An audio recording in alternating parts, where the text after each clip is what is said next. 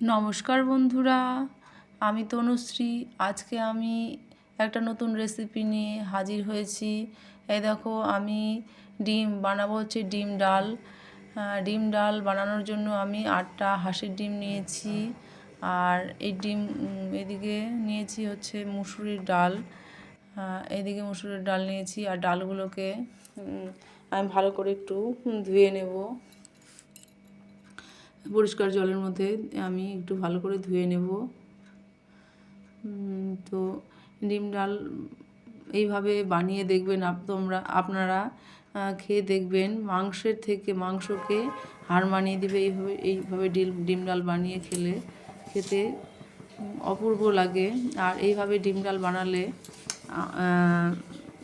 হাত চেটে এক থালা ভাত খেয়ে নিতে পারবেন। এদিকে ডিমগুলোকে আমি একটা কড়াইয়ের মধ্যে সেদ্ধ করতে দিয়েছি, আর এদিকে ডালগুলোকে আমি ধুয়ে নিয়েছি।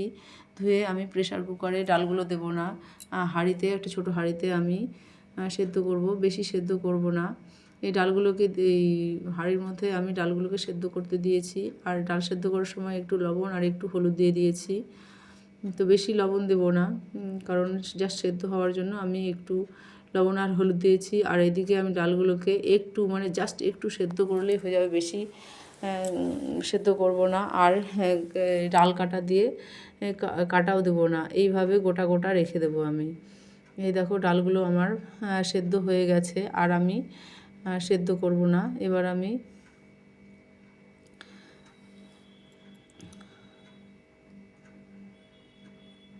গ্যাসের ফ্লেমটা বন্ধ করে দেবো, ঢাকা দিয়ে রেখে দেবো। আর এদিকে ডিমগুলোকে সেদ্ধ করে খোসা ছাড়িয়ে আর গাগুলো একটু চিড়ে দিয়েছি, দিয়ে আমি লবণ হলুদ মেখে একটু ভেজে নেব। তো আর এদিকে কড়াই বসিয়ে দিয়েছি, এবার ডিমগুলোকে আমি ভেজে নেব।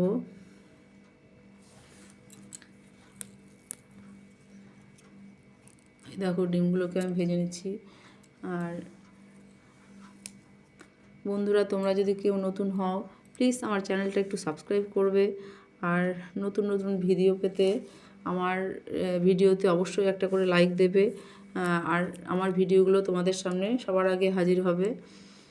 আর আমি যে রান্নাটা করি, সেই রান্নাটা একটু হালকা পাতলাই করি, কারণ বেশি রিচ খাবার আমি বানাই না।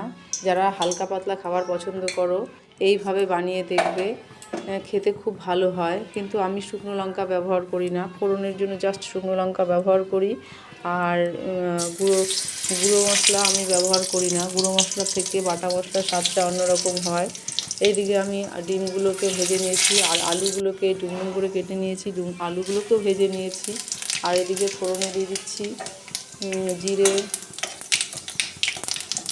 জিরে আর হচ্ছে দুটো এলাচ রেখেছিলাম, আর দুটো দারচিনি রেখেছিলাম, ওগুলো ফোড়নের মধ্যে দিয়ে দিয়েছি। আর ওর তেলের মধ্যে আমি পেঁয়াজ আর রসুনগুলোকে ছেড়ে দিয়েছি। আবার ওর মধ্যে একটু লবণ দিয়ে দেবো। পেঁয়াজ ভাজার মধ্যে অবশ্যই লবণ দেবে, যে কোনো রান্নাতে পেঁয়াজ যখন ভেজে রান্না করবে তখন অবশ্যই লবণ দেবে, দেখবে পেঁয়াজটা ভালো ভাজা হয়, আর একটু পেঁয়াজ থেকে একটু জল বেরিয়ে আসে, ভাজাটা খুব সুন্দর হয়। আর এদিকে আমি মশলা করে নিয়েছি জিরে, আদা আর লঙ্কা। আর আমি শুকনো লঙ্কা বাটা দিইনি, কাঁচা লঙ্কা বাটা দিয়েছি। তোমরা তোমাদের স্বাদ মতো ঝালটা দেবে।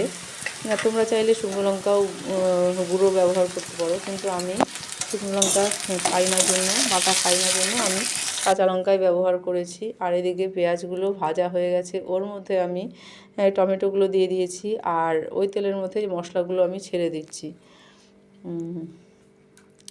আর ওর মধ্যে দিয়ে দেবো একটু হলুদ গুঁড়ো আর স্বাদ মতো লবণ। তোমরা তোমাদের স্বাদ মতো লবণটা দেবে।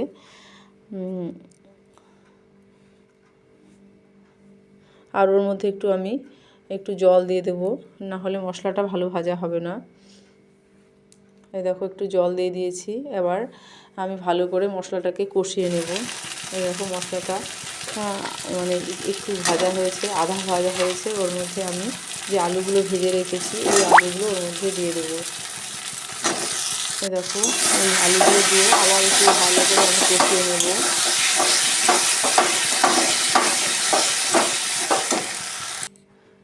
মশলাটা, এই আলুটাও দিয়েও ভালো করে কষানো হয়ে গেছে। এবার আমি ওই মশলার মধ্যে আমি ওই ডালগুলো যে সেদ্ধ করে রেখেছি, ওই ডালটাকে ওর মধ্যে ছেড়ে দেবো। ঢেলে দেবো। এই দেখো ডালগুলোকে আমি দিয়ে দিলাম। আর খুব পাতলা করব না, আর খুব গাঢ়ও করব না, ঠান্ডা হলে একটু গাঢ় হয়ে যাবে। এই দেখো আমি এইভাবে এই পরিমাণ পাতলা করেছি, বেশি পাতলা করব না। আর বেশি গাঢ় হয়ে গেলে ভালো লাগবে না, মানে মিডিয়াম থাকলে ভালো লাগবে। এই দেখো আমার এরকমভাবে করেছি।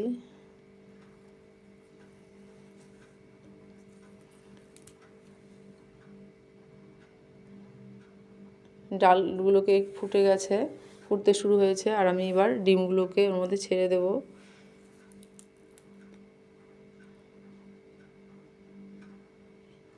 এবার আমি ভালো করে একটু নেড়ে দিয়েছি, এবার ফুটে গেছে। এবার আমি ওর মধ্যে একটু ঘি দিয়ে দেব। বাড়িতে বানানো ঘি আমি ব্যবহার করছি, আমি নিজেই বাড়িতে ঘি বানাই। সেই ঘি আমি দিয়ে দিলাম কিছুটা পরিমাণ। এই দেখো আমার ডিম ডাল রেডি। সবাই ভালো থেকো, সুস্থ থেকো। যাচ্ছি, টাটা। আবার পরের ভিডিও নিয়ে।